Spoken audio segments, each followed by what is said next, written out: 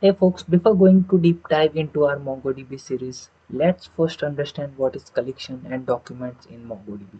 So without further wasting time, let's start.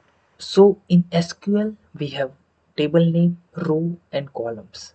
But in NoSQL or you can say MongoDB, we have collection and documents.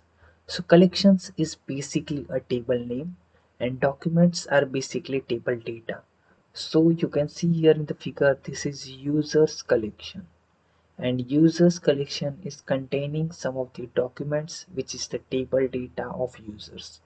Also similar here we have blog post collection and this is the documents. This is comments collection and this is the documents of the comments. Now let's look at how documents are look like. So this is the example of documents. So this is blog post collection and this is one of the document of the blog post collection.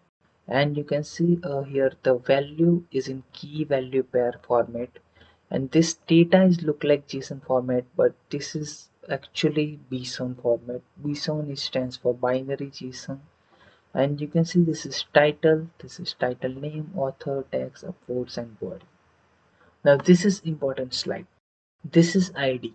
So this ID every time we insert a new document, the new unique ID will generated by the MongoDB. And this ID will look like underscore ID and here the ID will be provided by MongoDB. So with the use of this ID, we can identify a particular document from the collection or you can say table name.